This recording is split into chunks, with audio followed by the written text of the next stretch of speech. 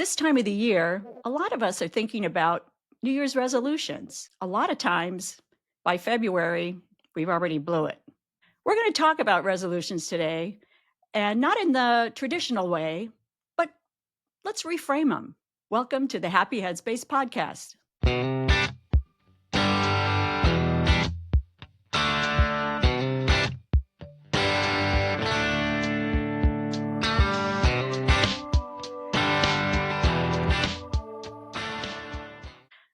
Hi, everybody. I'm Cathy Dietz. And I'm Brian Mounts. Before we get started, I'd like to highlight a couple of our sponsors. Alcohol and Addictions Resource Center, located in South Bend, Indiana, an organization that Cathy and I both work for, and the Partnership for Drug-Free St. Joseph County. Both organizations that are tackling issues related to substance abuse and addiction in our community and trying to make our area and our region, and hopefully, eventually, our country and our world, a healthier and happier place. Okay, so we're getting into resolutions now. So why is it we make these resolutions and sometimes we don't even make it to February? Sometimes it's a week. A lot of the times is we're setting unrealistic goals. And you know, it's funny, when Brian and I were talking about this podcast, this subject couldn't come at a more perfect time, because for me, I am a resolutions person, and I'm actually embarking on a big one in 2025. I've done it before, though, so I'm not really worried about it. And I'll just put it out there. I'm not buying any new clothes for the whole year. And I did that in 2023. Also, And I know that's something, Brian, right away, I'm sure the hairs on his neck are going up. Brian? we've all got our thing. Yeah. Yeah.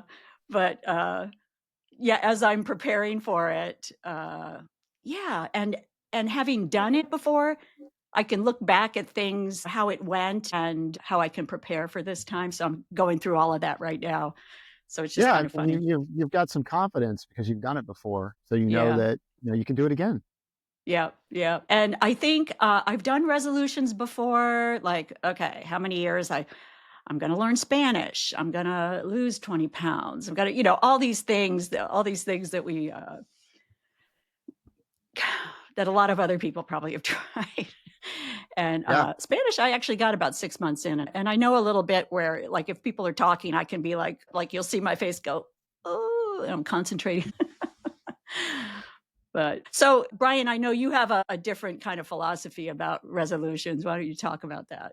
Yeah, I mean, I used to be a big pie in the sky, big epic resolution kind of guy, on January 1st. For like 30 some years, I did that. And it was ultimately always very frustrating because, as you said, by mid-January or February 1st, I'd pretty much given up on my goals or my attempts to achieve those goals. So, for me, it was always something big. It was, like, I'm going to read 100 books this year.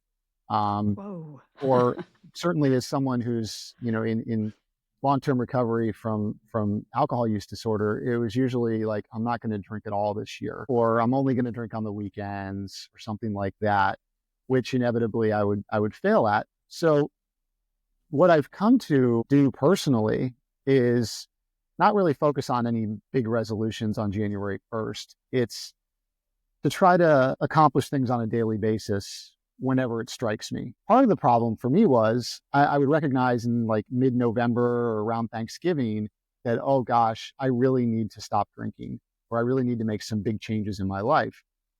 But instead of taking action immediately with small steps, I would wait till January 1st, which gave me like 5 or 6 weeks where I could continue to indulge in whatever bad behavior or negative actions that I was doing. Right. And wait until that magical date of January 1st. So now it's like, if I wake up and it's July 10th and I realize that like there's something I want to improve or something I want to change, I try to start right there and then, and also try to make it more manageable. Instead of reading 100 books in a year, I'm going to just try to carve out every day where I read. It may just be for 10 minutes, but it's like, I'm going to start with that. I'm not going to set a goal for how many books I'm going to read. And also, that's a very arbitrary, subjective number, because books are all different sizes. I mean, am I going to read 100, children's books or am I going to read War and Peace 100 times? So the number doesn't Yeah. really matter. It's really about engaging in more reading. So yeah, for me, it's all about that. And it's setting manageable, realistic goals too. It's not about, you know, these huge epic changes. It's little things, a little piece at a time. So yeah, instead of doing the January 1st resolutions, I'll start something when I recognize that there's a change I want to make, and try to set something realistic. And accountability helps too. I try to employ that. If I do decide that I want to go to the gym more often and work out more often, then I try to find a partner, whether it's my wife or a friend or somebody who is kind of dealing with the same thing. So if we can both hold each other accountable, we're much more likely to actually go to the gym and follow those protocols. And reading can be the same way. I mean, I have a lot of friends that they love to read, they're voracious readers, and maybe they've gotten out of the habit or life has just made it difficult for them.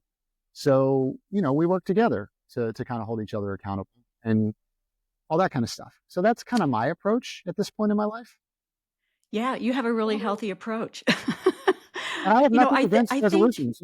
People, yeah, whatever works for people is great. If waking up on January 1st and saying, I want to lose 20 pounds this year, or I want to read 100 books, or I want to stop drinking, if that works for you, great. I think for most people, it doesn't work. And I know for me, it didn't work, but I'm certainly not, I'm not taking away the notion of New Year's resolutions, but I've learned from trial and error that it's just not my jam. I was just thinking to myself, what even started this whole January 1st resolution thing? I'm going to have to Google that and add something maybe about it in our intro. But really, the thought behind it for me is that I just want to improve on something. I just want to do something that's going to make my life better and, enrich it, whether that be learning something or being physically active, eating better, whatever it is. With this challenge that I'm doing for 2025, I'm actually inviting people to do it along with me. People can either do it the whole year with me, but I said, if you want to just dip your toe in and do it for a month, I realized that even a month, there's kind of a sweet spot. Like you have to do it long enough to notice a change. But even if somebody wants to do it a month, a lot of people do a dry January. And I tell you, a lot of people that have done that, it's really made an impact on drinking. Well, That's yeah, the and alcohol and dry January. and I also think that if you set a manageable goal like that, like I'm going to take part in dry January, I'm not going to drink for the month of January, or at least that's my goal.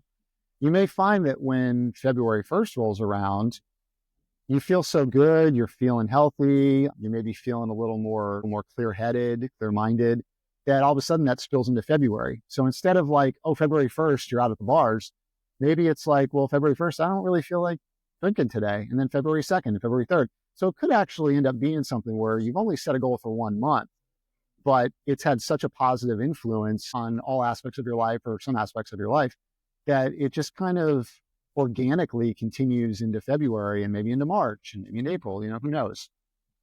Yeah, I think more than often that's the case. I've just known so many people that really works well. It's just really hard for a lot of people to think, oh man, I'm, starting here, I'm going to do this forever. But if you just take it in little chunks, that Oh, works for out a sure. little Yeah. better. It's also interesting how we're kind of like, we hold ourselves accountable to the calendar. Like, why is 12 months such a big deal? Why is it that like I'm going to do this certain thing between January 1st and December 31st? Or I'm going to cut this thing out for these 12 months, as opposed to like, I'm just going to kind of take it like one day at a time. I'm not going to drink today. And then you wake up tomorrow and you say the same thing. Like, I'm not going to drink today. Instead of this 365 or 366 day sort of prison that we put ourselves in at times. Because again, I think if you establish good habits and you set up a routine, it will just kind of become your norm. And it doesn't even become a question of a month or 6 months or a year. It's just, this is what I'm doing. This is how I'm living my life right now. Um, and it also, I think, can take some of the pressure off, because a lot of times you set these big goals and you're kind of setting yourself up for failure, which can lead to a lot of negative consequences. I mean, it can lead to you feeling a lot of negative feelings towards yourself, guilt, shame, depression, perhaps, feeling of failure because you weren't able to accomplish this goal that you set out for yourself. So smaller bites. How do you eat an elephant? One bite at a time. How do you build a house? One brick at a time. If you think about the whole house or the whole elephant, you could get overwhelmed and not follow through with it. But if you kind of take it one step at a time, it can have a domino effect. Right. And I think you have to consider your personality too. I'm kind of a person that when I get an idea in my head, I kind of go hard. And doing that a lot of times just kind of sets you up to where you're going to crash and burn, unless it's something that you're really motivated to do. For instance, it just seems like a lot of people are looking into exercise and nutrition and that sort of thing in January. And so you may say, okay, 7 days, I'm going to do this on Monday. Da, da, da. You have routines, and then you get to like Wednesday and you're just like, I need a day. I need a day off. Yeah. Yeah. And instead, if you just think, all right, I'm going to do 3 days. I'm going to start off with 3 days and then build on that. You may end up with a more positive outcome because you're not overdoing it and not crashing and burning. Well, the other thing too, you and I have talked about this in sort of our lead up to this podcast, is that sometimes when you set a goal for yourself, and it's successful, you're actually checking off some other boxes that maybe weren't specific goals, but they tie together. So, for example, you're doing this no new clothes challenge for 2025, which you've done before. Well, part of that is you need to make sure that you can still wear the clothes that you currently have.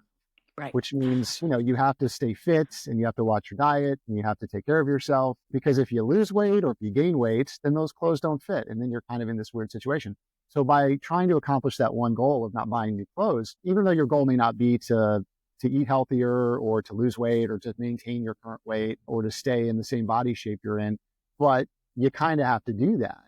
So you're actually hitting a couple of potential goals while you're actually really only focusing on one specific. Yeah, that was the really interesting thing about that whole year is I was so surprised how the disciplines I learned bled over into everything. And it's interesting. Anything that you do, just it could be something simple like just getting up and making your bed right away. You just get into this routine that for me, it just made my life really orderly. I mean, I am a Yeah. pretty orderly person, but it just took it next level. And in fact, I got up this morning and as my coffee was going, I'm emptying the dishwasher, and my husband Don's just like, you can relax, No, I'm just being efficient. No, I couldn't agree with you more. I mean, it's true. Like I'm one of those people that I love to cook. And part of my process of cooking is I like to prep in advance. So if I'm planning a big meal on a Saturday night, I'll start to kind of prep food in the morning and have it in the fridge ready to go. It's all put in bowls and cups and all that kind of stuff. But then also as I'm cooking, as I'm waiting for something to boil or I'm waiting for the oven to preheat, it's a perfect opportunity, at least for me, to clean some of those prep dishes, get them in the dishwasher and kind of clear some of that space out, because otherwise I'm just standing around staring at the oven or the stove anyway. So Yeah. I like to be able to be doing other things at the same time as I'm going through the process. But, I think so many of us, I know it's 100% true with me. A lot of us are creatures of habit, and we have routines and we have structure, and we kind of like to stay in our little boxes that we create for ourselves. And that might be, our morning routine, like, fixing your cup of coffee, making the bed, your process of taking the shower, getting ready, whatever it may be. And then maybe throughout your workday and then into the evening. So I think when you start to introduce a new habit or a new routine into your life, it's going to be hard at first. But then whether it's a couple of days or a couple of weeks, it suddenly just becomes your norm. And I know for me, as far as my alcohol consumption, there were times when I was in active addiction that I didn't really, there were days I really didn't want to drink. I didn't really feel like drinking. I didn't really have a need to drink, but it was such a part of my routine. You get home from work at 5:30 or 6 o'clock, and the first thing you do is you pour a drink. And of course, as an alcoholic, I mean, once you pour that first drink, you're automatically setting yourself up for the second, third, fourth, fifth drink. But Right. what I found kind of easy in recovery was that, and it took a little while, but once I kind of eliminated that from my routine, within a few days or a couple of weeks, it wasn't a part of my routine anymore. So I didn't even think about it. I'd come home from work and, I'd pour myself a glass of water or, have a glass of juice and just kind of get on with my evening.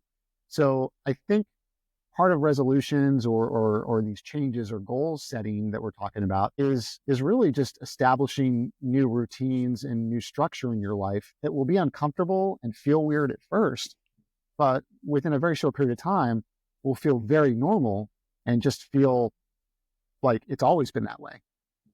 Right. Right. It's really important, yeah, to just really think about what the changes you want to make and set those realistic goals.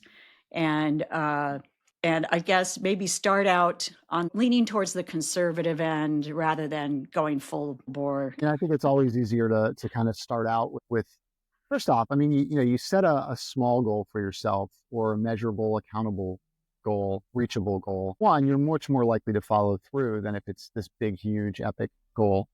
But also, if you set a small goal for yourself and you accomplish it, then that instills a certain amount of confidence and it sets off all those pleasure senses in the brain and the endorphins and the adrenaline. And, you feel good because you did something, you accomplished something.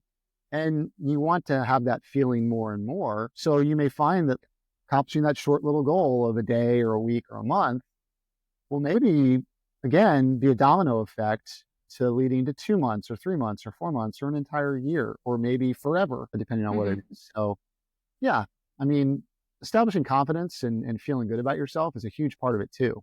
Self-esteem is huge when it comes to this stuff. Right. Right. Say you are doing dry January.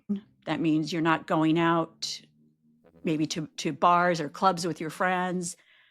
Think about ways to fill in those gaps so you're not just then at home not doing anything and missing, thinking about all these interactions with friends and all that stuff, and you have fear of missing out, FOMO, right?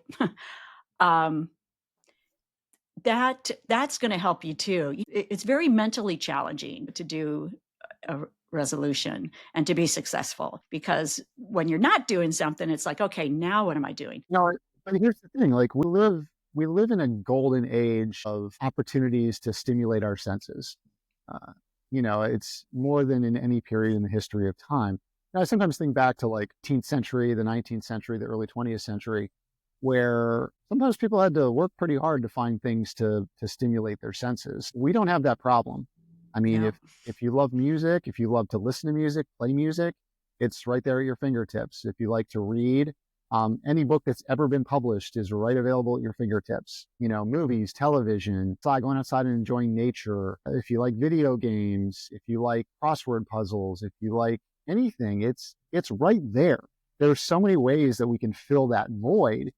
One of the things that people ask me sometimes, like when I talk to people who are new to recovery or who are still in active addiction, one of their big fears is being bored all the time, because the time you consume thinking about your substance, planning your next use of the substance, and then actually using the substance, it takes up a sizable chunk of time. And when you're drunk or you're high or you're on something, time just kind of evaporates. It just disappears very quickly.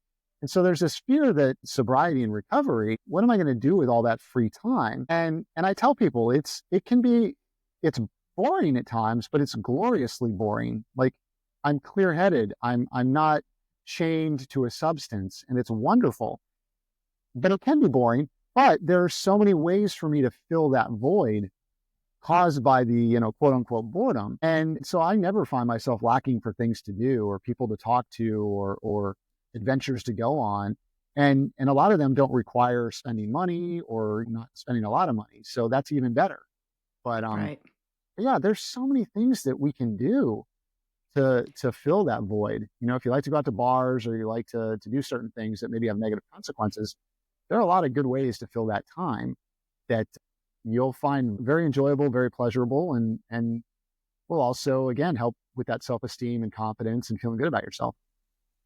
Right. And I think that that is one of the number one fears of people is that if they quit drinking, that life's not going to be as fun. Concerts aren't going to be as fun. And it's not true. It's not true. Don and I just went to a concert last week and just it's so good, but just in such a different way. You're experiencing everything so much better. I mean, I've been at concerts where I've been drinking and you have this one feeling, that you're just kind of, well, for me, you're just kind of feeling silly or whatever. But this one was so different because I would look over at Don and he's singing all the words to the songs. And I'm just like, wow, Don Dietz, look at you, just kind of watching him let loose and actually, watching the band Yeah. and being able to experience it differently. It Oh, still was great, a lot of fun. oh, absolutely. I mean, it's funny that you mentioned that because I was just thinking of two things. One, yeah, that question that people have, like, will I still be able to enjoy these things without drinking or getting high or whatever they may be doing? There are a lot of concerts I went to in my 20s and these that I don't really have much recollection of. People that I had wanted to see my entire life, paid a lot of money, but I wasn't in the state of mind to really be able to fully enjoy what I was experiencing. And then, the next day it was like hard to even remember what songs the artist performed or, some of the interactions I maybe had with people I went to the concert with. So, now in the 10 years that I've been sober, because I was fearful of that. I was fearful that I wasn't going to be able to enjoy concerts and sporting events the same way. It's the exact opposite. I mean, concerts are much better now because I'm really focused on being in the moment and enjoying the performances and enjoying the people that I'm with. The other thing that I was thinking of when you were talking about this idea of boredom and will I be able to enjoy these experiences? There is a long list of rock stars that have struggled with addiction and substance abuse for decades that at some point in their life went to treatment, got sober. I think of people like Eric Clapton and Elton John. These are people that are road dogs. They're out there traveling, living out of buses and hotels, getting on stage every night, performing in front of huge audiences. And they're used to doing that under the influence of something. Well, they look, sound, and feel way better in Hmm. sobriety. And they're still out there doing it. They still get Yeah. on airplane and that bus and they still are touring, I mean, Elton John, I guess, is retired now, but they're out there, Yeah. touring 100, 150 days out of the year and they're doing it stone cold sober and they're having the time of their life. So it's like, if they can still do the work, they can still go out there and do that, even though for decades they couldn't get on stage without a drink or some sort of high, then of course we as the consumer, as the fan, can go and enjoy the concerts just as much without being under the influence of something. At least that's my experience, and a lot of people that I talk to that are also in recovery. It's their experience as well. Yeah, it's really interesting. Don and I, for the first time since all of our kids are grown and we're empty nesters, we did the most concerts this year than we've done. I mean, probably since we were in our 20s, and it's all the bands that we couldn't afford. We had to be way up in the nosebleed seats, and we would see the people down in like the first rows and think, why can't I be down there? So now we're down there, and their performers are all like 70. So we saw Cheap Trick last week, and I think it was Don's one of his favorite bands growing up. And I don't know the guitar player's name, but I think, how old? Oh, I'm going to have to Google this now. I want to say he was late 70s. It's And probably, yeah. when you see them going across the stage and performing, I mean, obviously they're not moving like they used to move, but they're still performing and sound really good, and are still really fun. Yeah, and they're also just like we as the consumer, we as the fan, are maybe enjoying the concert more because they're feeling Yeah. feedback from the audience. The cheers and the yelling and the singing along to the songs that they maybe missed out on when they were under the influence as well. So it's kind of a two-way street there with the performer and the fans. Right. And I was just thinking of, again, of negative thoughts when you go into things like, so this Yep. challenge that I'm doing, uh, like you're probably thinking, Brian, like, what, what, you're not going to buy anything. We're constantly being bombarded with the new things, the trendy things, the colors and everything this year. One really awesome side effect was I had too much stuff when I began it, and I weeded stuff out. When I culled it down to, it wasn't really a capsule wardrobe. But I mean, I do have a lot of stuff, but when I did cull it down, it saved me so much time. I couldn't believe it. And how I noticed that was the January of the next year when I could buy something. I bought a few things, and then, I would buy a couple more things. And then one day I was getting ready for work and I opened up the closet and I was just standing there. And I thought, crap, I have too much stuff again.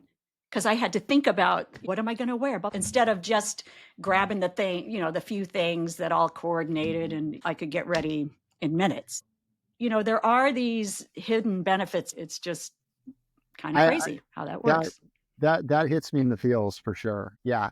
We talk about routines and structure. I mean, one of my routines that I do every single night is I open up my closet and I wade through an enormously ridiculous amount of clothes to figure out what I'm going to wear the next day. I look at the weather, I look at the closet, and I determine at 7 o'clock at night what my wardrobe is for the next day, and I pull it out of the closet and I hang it up, because I don't want to deal with that at 6:30 in the morning. I would rather take that stress out of my life Yeah. and that time, because if I wait till 6:30 in the morning, I may stand in that closet staring in the black hole that is my wardrobe, trying to determine what to wear. So yeah, and I've had moments where I've purged and gotten rid of stuff, and you're right. One of the blessings, or one of the hidden sort of qualities of doing that, is that fewer choices make it easier to decide, what I'm going to wear. I sometimes miss the good old days when we just had like 3 or 4 network TV stations and local radio, because now with all these streaming services and satellite radio, sometimes I have too many options. Sometimes I'll sit and want to watch a movie, and I'll spend an hour trying to determine what movie to watch, because literally everything that's ever been made is available at the push of a button. And sometimes too much choice can be a bad thing. Yeah, definitely. But Definitely. I do think that we also need to kind of talk about framing that conversation we have to have with ourselves when we don't meet a goal, because we're not going to hit 1,000. You're going to win some, you're going to lose some. Not every single goal you set up for yourself is going to come to fruition, especially if you set really big goals. And again, there's nothing wrong with setting big goals. There really isn't. Whatever works for you, whatever your personality is, whatever confidence you may have as you establish that goal. But I think it's really important to also be in the frame of mind to be able to forgive yourself and kind of move on if you don't follow through on that goal. And the thing is, you can always bounce back. I mean, if your goal is to not do something for a year and you get through 2 or 3 months and then you break that goal, well, there's nothing to say you can't pick right back up. Just because it's March doesn't mean you have to wait till next January, or that you just have to throw the whole thing out. Right. But I think it's really important to have some self-love and to be able to let yourself off the hook and pat yourself on the back for at least, trying to accomplish whatever that goal may be, or series of goals. But the last thing you want to do is beat yourself up or sort of be punitive to yourself, instead of just accepting the fact that you're going to win some, you're going to lose some, and you're not going to probably achieve every single goal that you set up throughout the course of your life. Right. You need to give yourself some grace. Absolutely. Again, there's so much mentally that goes in with this, and that negative self-talk that comes in when you break, your goal, that you don't look at it, like you say, as, I'm a failure, and all that negative self-talk comes in. You should prepare with some positive things that you can say to yourself, like, okay, I did that. I'm just going to get right back on the program and just keep going, just keep continuing. It's all right. You're human. Things like this that'll keep you going. Yeah, I mean, definitely being able to have some talking points that, little pep talks you can give to yourself is hugely beneficial. And also just allowing yourself to spend a little bit of time feeling those feelings. Totally understandable to feel disappointed and to feel sad and to feel like you've failed yourself. It's okay to sit with that for a little bit of time, and it's healthy to sit with that, but not for too long. Give yourself a very short window to kind of feel those feelings, and then pick yourself back up and either try to continue on with whatever the goal was, or just acknowledge, okay, maybe I bit off more than I could chew with this goal. I'm going to try something a little more reasonable, a little more actionable, and a little more practical. Definitely feel those feelings, but don't bathe in them. Just a quick little shower and then kind of move on. And again, self-love, let yourself off the hook. Practice a little bit of forgiveness for yourself. Right. Remember, you're only human. You're not perfect and you can make mistakes. Yeah, and it's a And learning lesson too, right? I mean, yeah, you can learn, like I learned, not to set up huge resolutions and goals for myself because I was continually finding myself not following through with them and feeling a lot of guilt and shame and negativity towards myself. So it was a life lesson for me after 30 some years to realize maybe I should set smaller goals. Maybe I should try more practical goals for myself. So keep that in mind too, that sometimes when things don't go our way in life, we feel like the sky is falling and that we're not quite sure how we're going to bounce back from it. But certainly for me, I've always learned something from those experiences, and that education has helped me at some point down the road. And sometimes I don't even realize it until the light bulb goes off a year or two, 5 years later, that, oh, that thing that I thought was so horrible that happened to me, or that thing that I thought was a failure ended up being a blessing in disguise because it made me reframe this or change that. And it was a slow burn, but here I am 5 years later. And it's a good thing that thing happened because I'm here doing this thing now because of that quote unquote failure. So keep that in mind too, that anything and everything is a learning experience. And sometimes things that we think are bad and horrible end up actually being the best thing that could happen to us. right. Any failure that I've ever had has been a learning moment. And if you have something like that happen, you just kind of look at it and think, gee, okay, I did that this way. How could I do that better next time? Or, break it down into different steps. Yeah. Life's funny that way. Huh? Yeah, it is funny that way. Always. You know, Yeah. I tell people all the time, if I could magically go back in time, I wouldn't really change any aspect of my life. I hurt a lot of people with my drinking and I made a lot of mistakes and there were a lot of negative consequences to it. But I wouldn't go back and erase that because I had to experience all of that bad stuff and make the change and go to treatment and enter, this program of recovery to be where I am today. I have so many blessings in my life and I have so many things I'm grateful for that wouldn't exist or wouldn't have taken place if I hadn't have gone through those negative experiences. So even if I could make it all go away and it never happened, I wouldn't do that because I'm in a good place now. And it's because I had to have those negative experiences and I had to work through them and experience them and come out on the other side. So yeah, there's a silver lining in everything. Yeah. Isn't that gosh darn it. For people even that are having hard times right now, all these things that happen, they all are teachable moments. It's just hard when you're in the moment and you're in the middle of something. It's extremely hard in the moment to think that there's a light at the end of the tunnel. It's very Yeah. easy to think that like things are only going to get worse. And look, it's not to say that for some people in some circumstances, things do get worse. It's not that every bad experience will turn your life around in a positive way. But I think being hopeful and optimistic is helpful. I think having the right mindset. I think back to I saw an interview with Joe Walsh from the Eagles years ago. And he tells this really beautiful little story about how, not really even a story, just sort of an analogy about experiencing life. And he said, as you go through your life, things happen. And in the moment, you don't understand why this thing is happening. It could be a bad thing, it could be a good thing.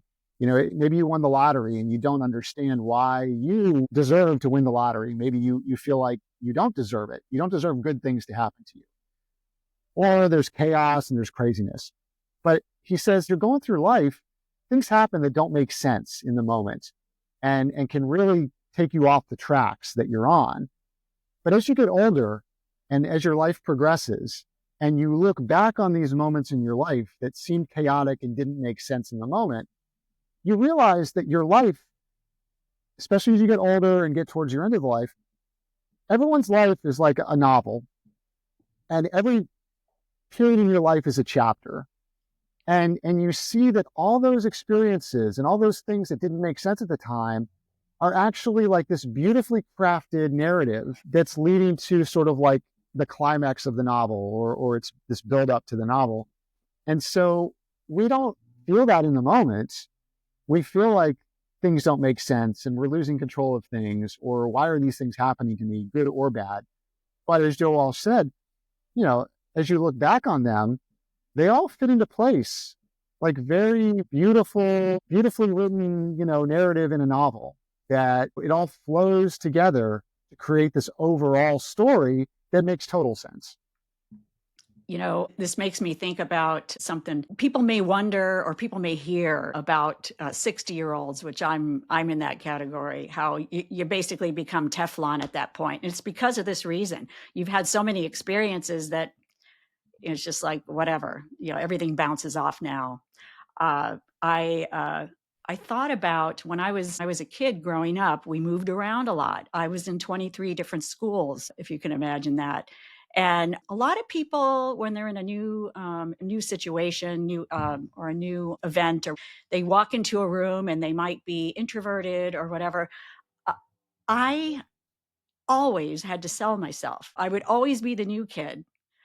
And so I have no problem when I'm going to a new place and meeting new people, of just going up and talking to people. It's because even though at the time that was so difficult, being the new kid all those times, I basically have been learning to talk to people and sell myself my whole life. So it's funny, again, just looking at these things that are going on in your life right now. If you're a younger person, situations are hard. Granted, yes, but you don't know how that's going to affect you. And sometimes down the road, it does come out to a positive thing. It's just weird how life works like that. Yeah, I mean, my approach, I love sports and I like to make sports analogies. I mean, it's kind of like if you find yourself in a bad situation, or you feel like sort of at the end of your rope, or the sky is falling, I kind of look at it as like, okay, you're a football team that's backed up on your own 1 yard line, and end zone is 99 yards away. It's really far away, but your goal is just to keep moving that ball forward. And you may only pick up 1 yard here and a couple yards there, but you just want to kind of systematically work your way down the field and just keep moving that ball forward. And that's certainly the last 10, 12 years of my life. That's been my approach, is that, okay, I've experienced times in my life where I thought that it was all hope was gone. And the reality is, if you just keep moving that ball forward, you may not get to the end zone. You may not score that touchdown, but you're at least moving forward and you're seeing some progress. And I think that if you do that enough, you might end up winning the game. That's a great analogy. Absolutely. So what I want to touch on, we touched on it a little bit earlier, but it's important to have support through your journey, whatever resolution that you're going to do, if you're serious about it. And one way is to have a buddy that's doing this along with you. Now with technology, there's different support systems available. There are physical groups that you can go to and meet up. If you want to exercise more, there's runners groups that run regularly, but there are a lot of virtual groups. Gosh, I joined up virtual hiking groups this year, and there's just lots of support in all these different activities and things that you want to do.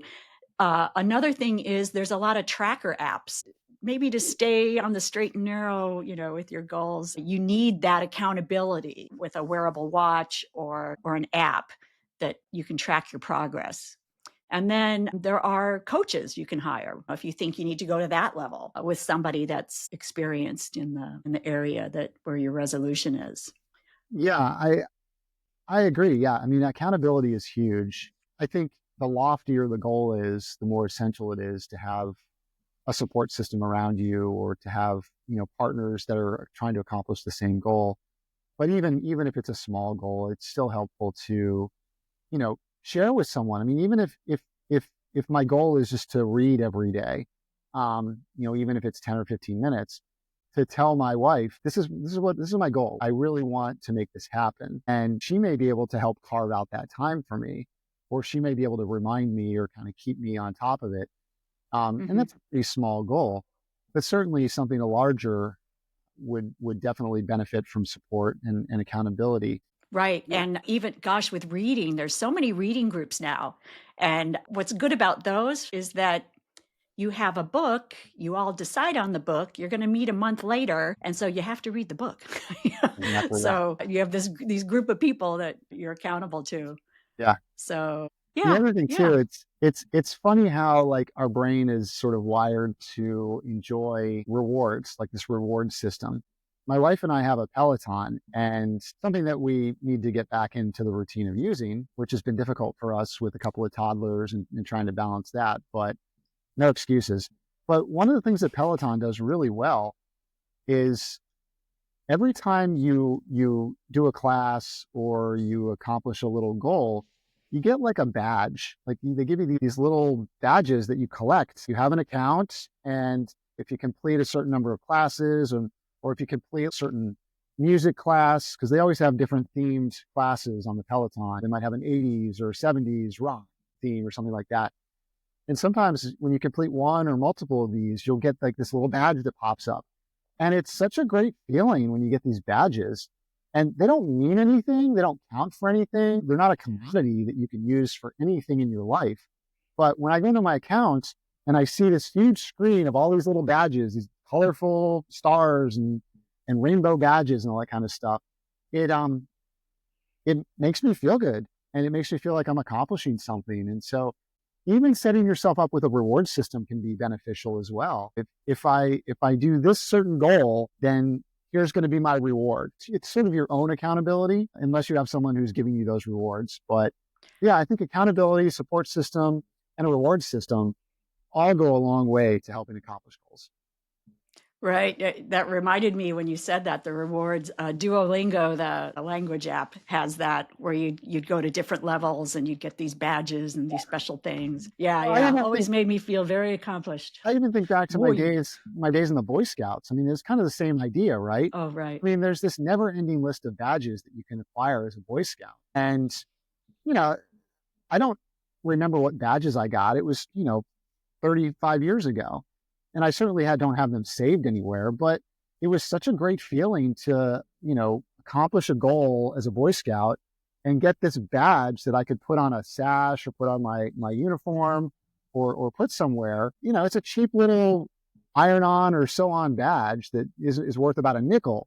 But I remember like what a great feeling it was to go to a Boy Scout meeting and get recognized by having the Boy Scout leader, the den leader, hand me this badge. And it was like, what a great accomplishment. I feel so good about that. And I think that's still like the Peloton it's exactly the same thing as being a Boy Scout as far as acquiring those badges. The same thing, but it feels so good. Yeah. You walk into the meetings with all your badges on your shirt too. Feels good, right? Absolutely.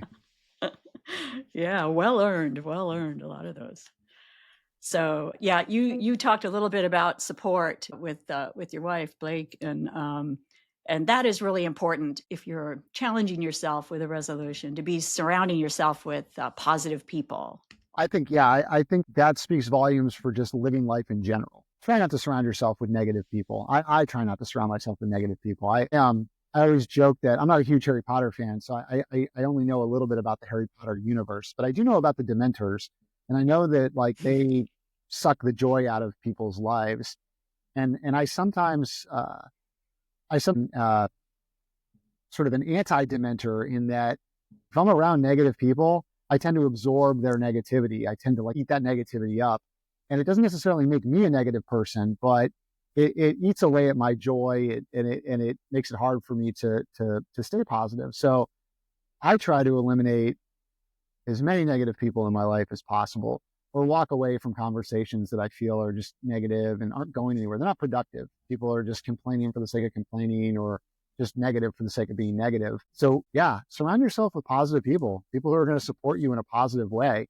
You don't want people around you telling you that you can't accomplish a goal, or you're never going to do it, or it's worthless, or it's hopeless. Definitely, that's a huge, huge aspect of sticking to your goals. Okay. So to wrap everything up here, if you're working on a resolution, the keys seem to be patient with yourself, to be persistent. And if you do kind of lose track and fall off the wagon, so to speak, be kind to yourself. Don't go into that negative space that's going to drag you down and you quit the whole thing. And we can make progress in baby steps. Just keep moving forward and readjusting. Yeah, I mean, baby steps is a huge part of establishing goals and following through, and not biting off more than you can chew. I think, I love alliteration, and I think the 3 P's that you mentioned there are perfect. Well, there's another P. I think being positive, being patient, and being persistent can go a long way in goal setting and goal accomplishment. Like we've been talking throughout the podcast, things like this have a mental element to it too. And if you find yourself needing help ever, we have resources that we will put in the show notes that you can reach out to. One of them for everybody that's free is the National 988 Suicide and Crisis Helpline. Please remember that. Tell all your friends. But there are many resources available to everyone locally if you ever need help. Just to add on that, I mean, there's a lot of free resources. Certainly Google can be your best friend if you're trying to find help or you're looking for resources in your community. 988 is wonderful. It's a great 24 to reach out and talk to someone if you're in crisis or you just need to kind of overcome, some mental challenges that you're dealing with. The other thing too is most communities have a community mental health center or a crisis center, physical location that you can go to as well and speak to professionals and experts in the field. So always keep that in mind as well. And sometimes it could just be, reaching out to a friend or a loved one or a family member and just talking. Sometimes the hardest step can be just getting those first words out of your mouth and just opening up to someone you trust, someone you feel comfortable with. Yes, it's so important because there's so many people out there that care about you and want to help you and want to hang out with you and want to meet you and know you. And I think a lot of us don't realize that, but it's the truth. Yeah, I think a lot of people us out there. I think sometimes we feel like we're on an island. Sometimes it's very easy when you're sort of in a crisis mode, or you have a lot of stress and anxiety, or you feel like you're on the edge. It can be really easy to think that like you are the only person that is experiencing this or dealing with this, when the reality is in almost every instance, there are others out there who are struggling with the same thing you're struggling with, that are having the same issues, have the same questions. And again, there are resources out there to connect you with those individuals. So you have someone to talk to or someone to chat with or message with who may not be in the exact same boat as you, but they're in a very similar boat, and that can be beneficial to you and to that other person as well, or other individuals. Right. So to everyone listening, do you have resolutions that you're looking at doing in 2025? Now, everybody knows mine. I'm not buying clothes for a year, but I'm curious to know what everybody else is doing. So please drop that in the comments. We'd love to hear it. If you have any messages or questions for us, you can do the same, or you could email us at happyheadspace@aarcinfo.org. We'll have that information in the show notes. So anyway, we both would love to wish you all a happy and prosperous new year. Yeah, thanks for listening to our podcast, watching our podcast. And yeah, I just want to reiterate what Cathy said. We hope everyone has a wonderful what's left of the holiday season and going into the new year. And if you do have those resolutions, feel free to share them with us, and good luck. Good luck with your goal setting and your attempts at accomplishing those goals. We wish you nothing but the best. Yep. And I'm going to say it. See you next year. See you next year.